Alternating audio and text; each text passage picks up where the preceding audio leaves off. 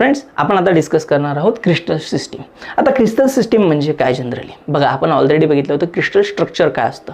Generally lattice म्हणजे काय तर पॉईंटची 3 डायमेन्शनल अरेंजमेंट होती. त्या पॉईंट्सवरती आपण कॉन्स्टिट्युएंट अरेंज केले की ज्याला आपण बेसिस म्हणत होते, कॉन्स्टिट्युएंट अरेंज केले की आपल्याला काय मिळत होतं, क्रिस्टल स्ट्रक्चर मिळत होतं. सिमिलरली आता हे क्रिस्टल स्ट्रक्चर मेनली कशावर डिपेंड करत होतं की दिलेल्या आपल्या लॅटिसवरती. जसं आपण पहिलेच ऑलरेडी डिस्कस केलं होतं की कुठलाही आर्किटेक्टकडून आपण ज्यावेळेस कुठलंही डिझाईन आपल्याला घर बांधायचं आहे, आपण आर्किटेक्टकडे जातो, त्याच्याकडून एक डिझाईन बनवून घेतो आणि त्यानुसार आपलं घर बांधत असतो. सिमिलरली जसं आर्किटेक्ट आपल्याला डिझाईन देणार त्यानुसार आपलं घर बांधणार आहे. ओके, सिमिलरली इथे पण तसंच होतं आहे की आपला लॅटिस कसा आहे त्या लॅटिसनुसार आपला क्रिस्टल स्ट्रक्चर डिझाईन होणार आहे. ओके, सो लॅटिस वरून आपला क्रिस्टल स्ट्रक्चर फॉर्म होत असेल तर मग लॅटिस हा कशा वेळेने व डिफरंट टाइप्सने कसा असणार आहे ते आपण डिस्कस करणार आहे. तर एक फ्रेंच मॅथमॅटिशियन होते, फ्रेंच मॅथमॅटिशियन ब्रॅविस. ओके, त्यांचं नाव होतं ब्रॅविस. हे फ्रेंच होते. यांनी काय केलं होतं, हे जनरली हा जो लॅटिस आहे हा लॅटिस मॅक्झिमम किती वेळेने तुम्ही अरेंज करू शकतात. तर यांनी काय सांगितलं की लॅटिसचे मॅक्झिमम 14 टाइप्स पडतात. किती टाइप्स पडणार आहेत, 14 टाइप्स पडणार आहेत लॅटिसचे. म्हणजे लॅटिसला तुम्ही मॅक्झिमम म्हणजे जे पॉईंट्स आपण स्पेसमध्ये अरेंज केले होते त्याच्यापासून एक क्युबिकल स्ट्रक्चर जे क्रिस्टलाइन स्ट्रक्चर बनवण्यासाठी हेल्प करत होतं ते जे स्ट्रक्चर आहे ते मॅक्झिमम तुम्ही फक्त 14 टाइप्सनेच डिराईव्ह करू शकतात. मग ते जे 14 टाइप्स होते त्यांना म्हटलं गेलं ब्रॅविस लॅटिस. मग ब्रॅविसने लॅटिस अरेंजमेंटच्या 14 मॅक्झिमम टाइप्स फाइंड आउट केले. त्या 14 मॅक्झिमम पॉईंट्सला काय म्हटलं गेलं ब्रॅविस लॅटिस. आता हे ब्रॅविस लॅटिस आपण इन डिटेलमध्ये डिस्कस करणार आहोत. त्यातले जे मेनली 7 टाइप्स आहेत आणि 7 टाइप्समध्ये काही सब टाइप्स पडतात जे आपण आता बघितले. Unit cell type like cubic simple, face centred, body centred आणि एंड सेंटर हे त्याचे सब टाइप्स आहेत मित्रांनो. सो आपण मेनली 7 टाइप्स कोणते ते बघणार आहोत. ब्रॅविस लॅटिस तुम्हाला क्लिअर झाला असेल.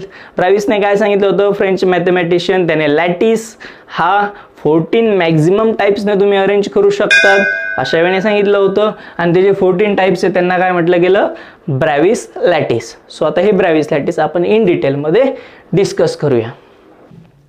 सो फ्रेंड्स, आपण बघत होतो क्रिस्टल सिस्टीम. सो क्रिस्टल सिस्टीममध्ये मेनली आपण आत्ताच डिस्कस केलं की किती टाइप्स होते, 7 टाइप्स आहेत. आता हे 7 टाइप्स आपल्याला डिस्कस करायचे आहेत इथे. आता होतं काय मित्रांनो, ज्यावेळेस आपण हे क्रिस्टल सिस्टीम बघत असतो 7 टाइप्स, ब्रॅविसचे मेनली 14 आहेत. त्या 14चे मेन 7 सिस्टीममध्ये 7 असतात. 7मध्ये आपण काही सब टाइप्स त्याचे असे 14 बनणार आहे. सो क्रिस्टल सिस्टीमचे जे 7 टाइप्स आहेत ते आपण आता डिस्कस करूया इथे. आता हे 7 टाइप्स लक्षात ठेवणं थोडंसं हार्ड आहे मित्रांनो. मग यासाठी आपण काय केलं, तर एक छोटासा शॉर्ट फॉर्म तयार केला इंटरेस्टिंग जो तुम्हाला लक्षात राहील. हे करत असताना तुम्हाला एक धमकी द्यायची, सिटी और मारी ना तो हम रोएंगे, सिटी और मारी तो हम रोएंगे. सो लक्षात काय ठेवायचं आहे बघा, मी लिहून दाखवतो तुम्हाला. सिटी, ओके, सिटी और मारी तो हम रोएंगे. सो अपना शॉर्ट फॉर्म क्या है, सिटी और मारी तो हम रोएंगे. बघा लक्ष द्या इकडे मित्रांनो, मी तुम्हाला पुन्हा सांगतोय. सिटी और मारी तो हम रोएंगे. ओके, सो आता याची नावं लक्षात घ्या तुम्हाला मित्रांनो. सी म्हणजे काय तर क्युबिक, सी म्हणजे काय क्युबिक. टी म्हणजे काय तर तुम्हाला लक्षात ठेवायचं आहे टेट्रागोनल. ओके, सी म्हणजे क्युबिक, टी म्हणजे टेट्रागोनल. ओ म्हणजे काय तर ओ म्हणजे ऑर्थोरोम्बिक. ओके, एम म्हणजे काय तर एम म्हणजे monoclinic. Okay, T, so T म्हणजे ट्रायक्लिनिक. ओके, आणि एच म्हणजे हेक्सागोनल. आणि आर म्हणजे रोम्बोहेड्रल.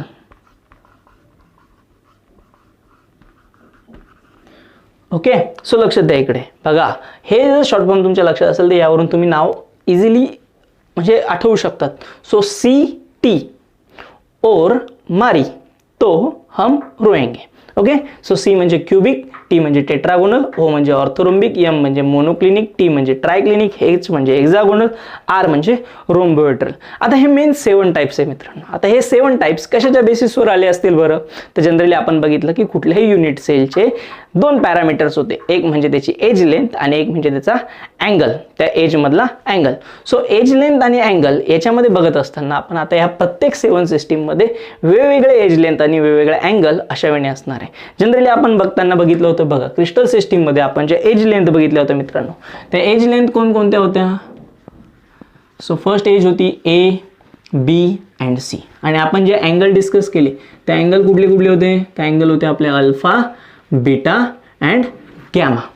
सो हे different angles edge length change होऊन आपल्याला मेनली 7 क्रिस्टल सिस्टीम बघायला मिळतील. हे आपण इन चार्टमध्ये सुद्धा आपण व्यवस्थित बघणार आहोत. So first of all cubic ज्यावेळेस आपण डिस्कस करतो मित्रांनो, सो क्यूबिकमध्ये एजेस कशा असतात? आता जनरली लक्ष द्या इकडे. आता हे बघत असताना मी तुम्हाला एक सिंपल चार्ट आणि एक ट्रिक सांगणार आहे की त्या ट्रिकनुसार तुम्ही ते ड्रॉ करू शकतात. बघा या ठिकाणी आपण इथे बघणार आहोत एज. ओके, मी थोडं वरती लिहितो हां, एज. ओके, एज लिहिल्यानंतर आपण इकडे लिहू अँगल. यामध्ये अँगल कशी असणार आहे? अँगल नंतर आपण इकडे बघणार आहोत त्याचे जे युनिट सेल्स असतात, म्हणजे युनिट सेल कशा वेळेने त्यामध्ये बघायला मिळतात आपल्याला. ओके, युनिट सेल कोणकोणत्या टाईपचे असणार आहे? मेनली आपण किती टाईपचे युनिट सेल बघितले? 4 टाईप्सचे युनिट सेल बघितले.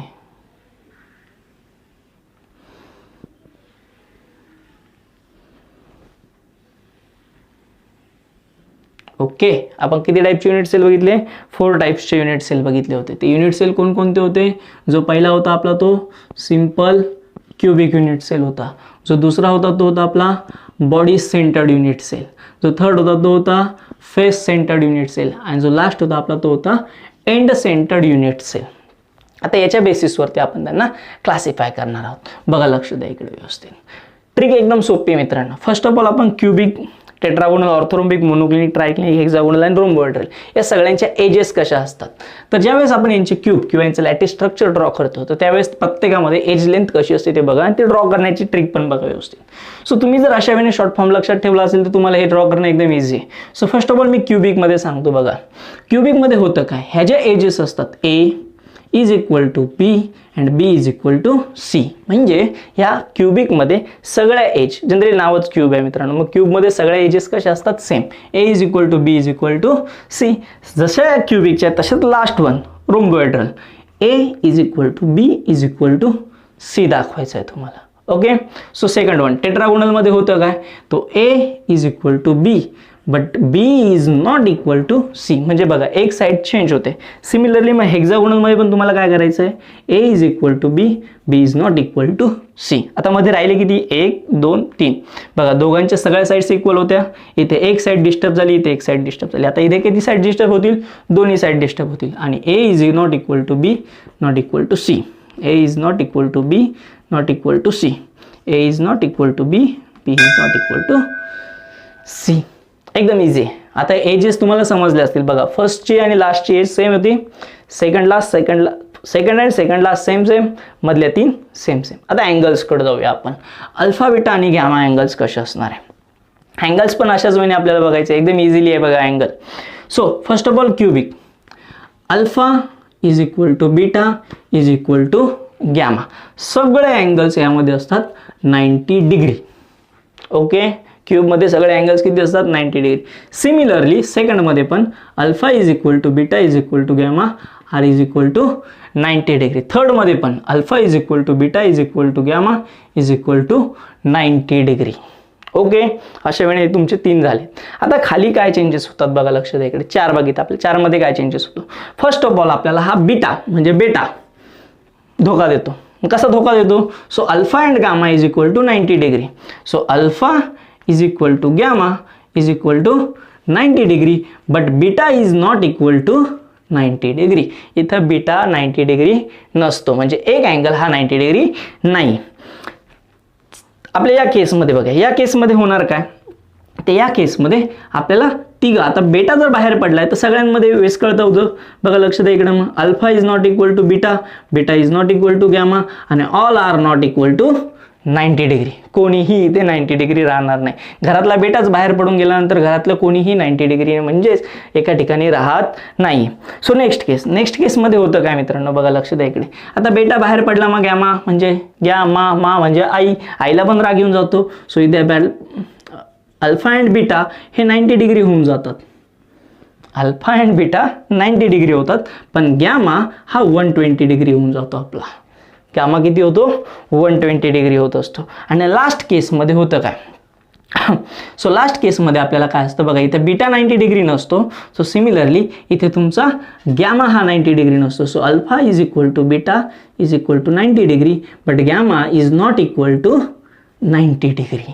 आता बघा लक्ष द्या इकडे, 2 केसेसमध्ये व्यवस्थित बघायचं आहे. पहिल्या 3 तर तुम्हाला कॉमन आहे, पहिल्या 3मध्ये जास्त काही लक्षात नाही द्यायचं आहे. ज्यावेळेस तुम्ही 4th केस लिहितात, 4th केसमध्ये काय करतात, बीटाला बाहेर करतात, नॉट इक्वल टू 90 डिग्री. आता सिमिलर केस तुम्हाला लास्टमध्ये अप्लाय करायची.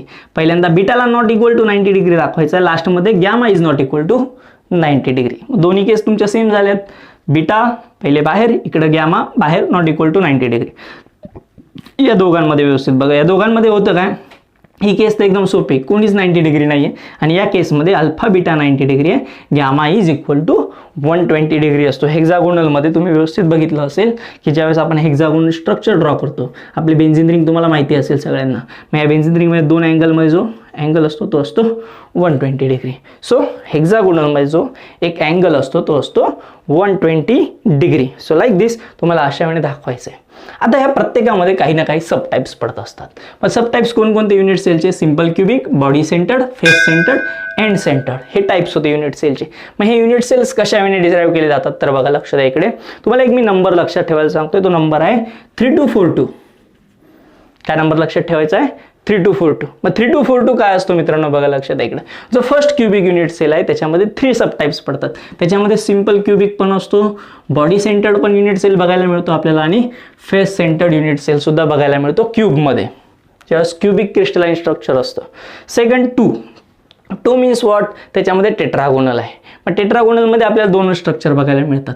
ते म्हणजे काय, तर तुम्हाला असतो एक, त्यामध्ये असतो सिंपल क्युबिक आणि दुसरा असतो बॉडी सेंटर्ड.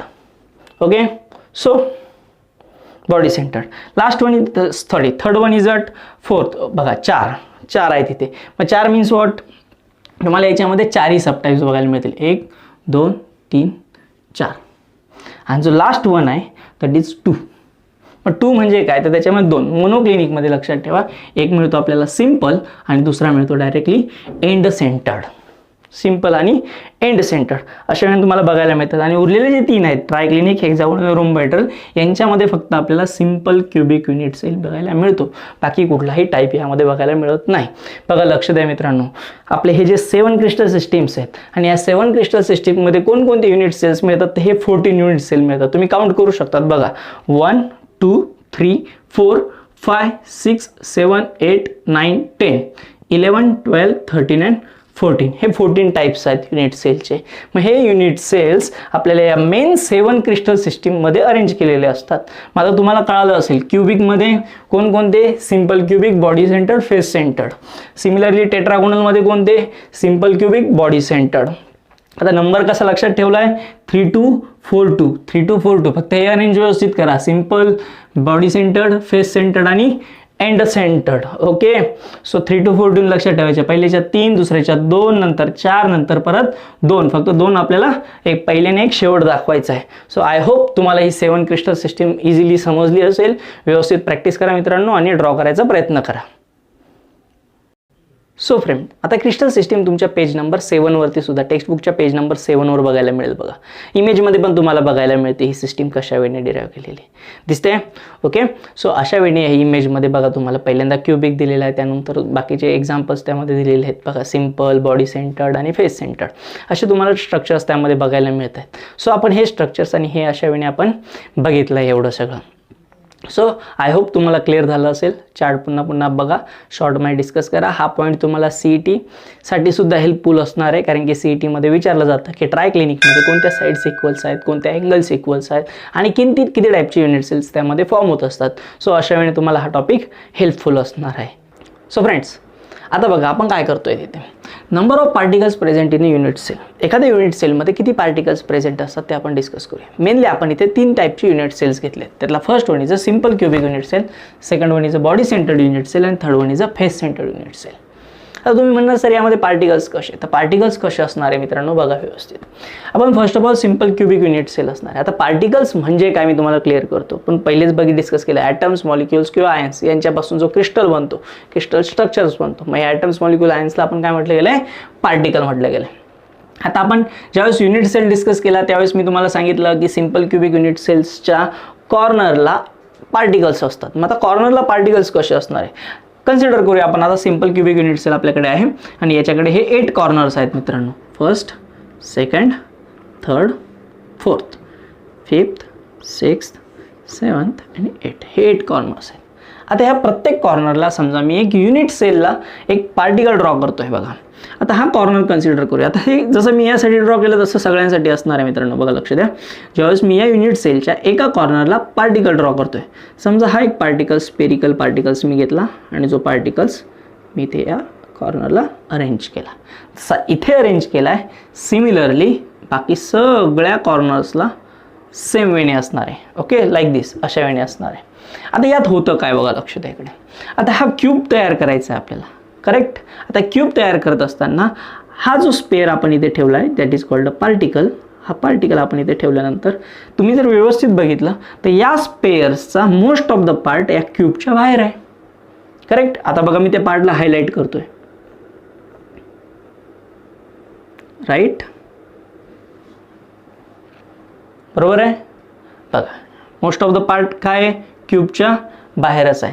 मग हा बाहेर असलेला पार्ट हा क्यूबमध्ये नाही आहे, म्हणजे याचा अर्थ काय, हा वेस्ट पार्ट आहे, राईट. सो आपण याला क्यूबमध्ये कन्सिडर करणार का, तर नाही. हा क्यूब या पार्टने बनलेला नाही आहे. कोणत्या पार्टने बनलेला आहे, जो पार्ट आपण हायलाइट केलेला नाही आहे. मग जर व्यवस्थित कॅल्क्युलेशन केलं तर या कॅल्क्युलेशनमध्ये असं बघायला मिळतं आपल्याला, ज्यावेळेस आपण कुठल्याही कॉर्नरला एक पार्टिकल ठेवतो तर या पार्टिकलचा 1/8 पार्ट किती, हा जो पार्ट आहे हा किती आहे, 1/8. म्हणजे या पूर्ण स्पेअर्सचा फक्त 1/8 पार्ट आहे तो. मग हा 1/8 पार्ट या क्यूबमध्ये असतो. मग या क्यूबमध्ये टोटल पार्टिकल्स किती झाले, तर बघा या स्पेअरने किती पार्ट शेअर केला आहे, 1/8 पार्ट शेअर केला आहे, करेक्ट.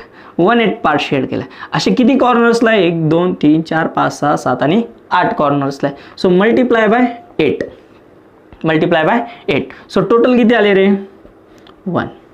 म्हणजे जर तुम्ही व्यवस्थित बघितलं तर प्रत्येक स्पेअर त्याचा 1/8 पार्ट कॉन्ट्रीब्यूट करतो.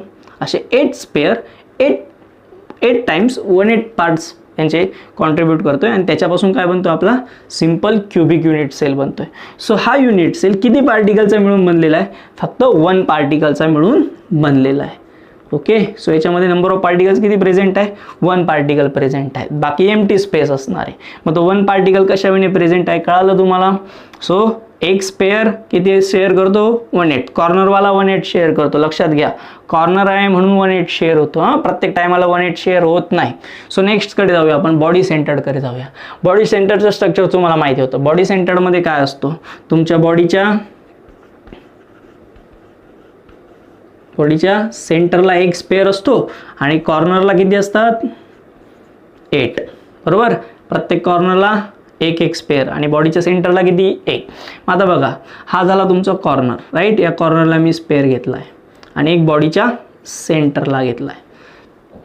So this is our body centre आणि हा कॉर्नरला असलेल्याचा हा वेस्ट पार्ट, राईट. हा पार्ट आपल्या काही कामाचा नाही. मग बॉडीच्या सेंटरवाला या क्यूबमध्ये किंवा या युनिट सेलमध्ये किती कॉन्ट्रीब्युशन देतोय, तर जनरली एकदम सिंपल एक्झाम्पल आहे बघा. हा पूर्ण क्यूब आहे आणि या क्यूबच्या आतमध्ये म्हणजे हा क्यूबमध्ये पूर्णपणे म्हणजे त्याचं पूर्ण कॉन्ट्रीब्युशन असणार आहे. होल कॉन्ट्रीब्युशन करतोय तो, पूर्ण कॉन्ट्रीब्युशन करतोय, कारण की त्या स्पेअरचा कुठलाही पार्ट क्यूबच्या बाहेर नाही आहे, त्याचा वेस्ट पार्ट नाही, म्हणजे त्याचं कॉन्ट्रीब्युशन काय झालं, पूर्ण. सो बॉडी सेंटर्ड, बॉडीच्या सेंटरला असलेला स्पेअर हा तुमचं पूर्ण कॉन्ट्रीब्युशन देतो. सो त्याचं बॉडी सेंटर स्पेअर कॉन्ट्रीब्यूट पूर्णपणे कॉन्ट्रीब्युशन. सो 1, त्याचं कॉन्ट्रीब्युशन किती झालं, 1. आणि हा जो कॉर्नरवाला आहे, सो कॉर्नर स्पेअर कॉन्ट्रीब्यूट किती कॉन्ट्रीब्यूट करतो तो कॉर्नरचा स्पेअर? बघा इकडे बघितलं आपण, एक कॉर्नरवाला किती कॉन्ट्रीब्यूट करतो? 1/8, राईट. मल्टिप्लाय बाय असे किती आहेत? 8 आहेत ना, 1 2 3 असे 8 आहेत आपले total. So multiply by 8, total contribution किती आलं तुमचं? 1 × 8 1. सो बॉडी सेंटर टोटल किती स्पेअरचा मिळून बनलेला आहे? तर सेंटरवाला 1 आणि हे टोटल 8 कॉर्नरचं तुम्ही जर कॅल्क्युलेशन केलं तर ते सगळे मिळून बनतो 1. So 1 and 1 2. सो टोटल किती स्पेअर्सचा मिळून बनलेला आहे? 2 स्पेअर्सचा मिळून बनलेला आहे. दॅट इज बॉडी सेंटरमध्ये नंबर ऑफ पार्टिकल्स किती असणार आहे? मग 2 असणार आहे. 2 कसे आले तुम्हाला समजलं? स्पेअरमध्ये जो आहे, सॉरी तुमच्या क्यूबमध्ये जो सेंटरला प्रेझेंट आहे त्याचं पूर्ण कॉन्ट्रीब्युशन आणि जो कॉर्नरला आहे त्याचं 1/8 कॉन्ट्रीब्युशन. असे 8 कॉर्नर आहेत म्हणून आपण त्यांना 8 ने मल्टिप्लाय केलं म्हणजे त्याचं आन्सर येतं 1. 8 कट केल्यानंतर आणि सेंटरवाल्याचं पूर्ण कॉन्ट्रीब्युशन. सो हा जो युनिट सेल आहे हा तुमचा 2 पार्टिकल्सचा मिळून बनलेला आहे. नेक्स्ट कडे जाऊया आपण फेस सेंटर्डकडे. आता फेस सेंटर्डमध्ये किती फेस आहेत? टोटल 6 फेस आहेत. बघा लक्ष द्या, इकडे तुम्हाला दाखवलं होतं क्यूबमध्ये फेसेस किती असणार आहे. हा top face, side, then back and front, मागचा पुढचा, या साईडला एक आणि खाली एक आहे. असे टोटल 6 फेसेस असतात. फेसेस म्हणजे त्याची समोरची साईड असणार आहे मित्रांनो. सो इथे काय होणार आहे फेस सेंटर्ड युनिट सेलमध्ये? बघा लक्ष द्या इकडे. फेस सेंटर्डमध्ये होतं काय? तुमच्या फेसला किंवा फेस सेंटरला टोटल किती पार्टिकल्स प्रेझेंट आहेत? 6 पार्टिकल्स प्रेझेंट आहे, कारण की 6 फेसेस आहेत. आणि कॉर्नरला बघायला गेले तर टोटल 8 कॉर्नर्स आहेत, म्हणजे 8 पार्टिकल्स आहेत. मग फेस सेंटर्डवाला किती कॉन्ट्रीब्यूट करतो? तो फेस सेंटर्ड स्पेअर कॉन्ट्रीब्यूट, बघा कशाने कॉन्ट्रीब्यूट करतो तो. ओके, सो मी आता हा एक फेस कन्सिडर करतोय. ओके, हा फेस कन्सिडर केला. ह्या फेसला मी समजा एक स्पेअर ड्रॉ करतोय. ओके, हा स्पेअर जर तुम्ही व्यवस्थित बघितला तर यातला हाफ पार्ट हा आतमध्ये आणि हाफ पार्ट हा फेसच्या बाहेर आहे. ओके, म्हणजे हा हाफ पार्ट तिथून बाहेर येणार आणि हाफ पार्ट मध्ये असणार आहे. जनरली तुम्हाला सांगायचं झालं तर कशा वेळेने सांगता येईल बघा. समजा हा आपल्याकडे एक स्पेअर आहे, सॉरी क्यूब आहे. या क्यूबच्या मी फेसला एक स्पेअर ठेवतोय. मग आता समजा हा फेस आहे, या फेसला समजा मी स्पेअर ठेवला. असा स्पेअर ठेवल्यानंतर याच्या बॅक साईडने पण मी एक स्पेअर ठेवणार, राईट. बघा याच्या बॅक साईडने पण एक स्पेअर ठेवला, या साईडने पण एक स्पेअर ठेवला. मी जर दोन्ही साईडने एक स्पेअर ठेवतोय तर हाफ स्पेअर हा बाहेर राहतो आणि हाफ स्पेअर हा मध्ये जातो. तसंच या साईडने पण हाफ स्पेअर बाहेर राहतो, हाफ स्पेअर मध्ये येतो, राईट. सो जो फेसला प्रेझेंट असतो, similarly he side top and bottom दोन्ही पण लाईक दिस अशा वेळेने शेअर करणारे. मग जो फेस असतो त्या फेसला जर तुम्ही एखादा स्पेअर ठेवताय तो स्पेअर हाफ मध्ये असतो आणि हाफ बाहेर असणार आहे. सो कशा वेळेने असणार आहे बघा लक्ष द्या इकडे. मग फेस सेंटर्डवाला जो स्पेअर असतो तो हाफ पार्ट कॉन्ट्रीब्यूट करतो. मग तो हाफ पार्ट कसा कॉन्ट्रीब्यूट करतो? तर प्रत्येक स्पेअर तुमचा हाफ पार्ट कॉन्ट्रीब्यूट करतो. अशा क्यूबिकमध्ये टोटल किती स्पेअर्स असतात?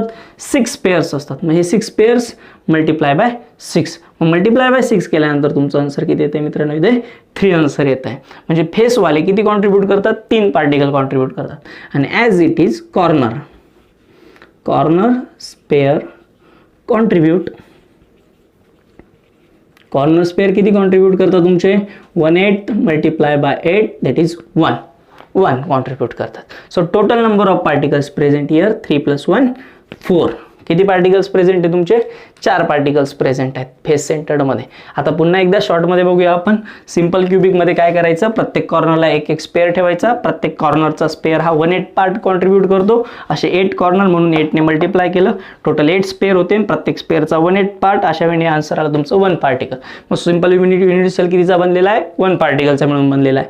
बॉडी सेंटर्ड युनिट सेलकडे गेलात तुम्ही. बॉडी सेंटर्ड युनिट सेलमध्ये बघितलं तर बॉडीच्या सेंटरला एक स्पेअर आहे. तो बॉडीच्या सेंटरवाला स्पेअर पूर्णपणे कॉन्ट्रीब्यूट करतो. So that is 1. त्याचं पूर्ण कॉन्ट्रीब्युशन 1 घेतलं आपण.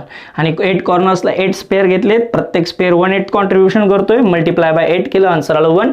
सो टोटल कॉन्ट्रीब्युशन झालं 2. So body centre cubic unit cell किती पार्टिकलचा मिळून बनलेला आहे? 2 पार्टिकलचा मिळून बनलेला आहे. फेस सेंटर्ड युनिट सेलचा विचार करायचा गेला तर फेस सेंटर्ड युनिट सेलमध्ये होतं काय? तर फेस सेंटर्ड युनिट सेलमध्ये प्रत्येक फेसला एक स्पेअर प्रेझेंट असणार आहे. तो स्पेअर हाफ क्यूबमध्ये असणार आहे आणि हाफ बाहेर असणार आहे. जो बाहेरचा आपण तो मायनस करून टाकणार, जो क्यूबमधला आहे त्यालाच कन्सिडर करणार. सो फेस टोटल किती आहेत? 6 आहेत. कॉर्नर किती आहेत? 8 आहेत. फेस सेंटर्डवाला किती कॉन्ट्रीब्यूट करतो? Half. So half multiply by total faces किती आहेत 6. So half multiply by 6 answer आलं तुमचं 3.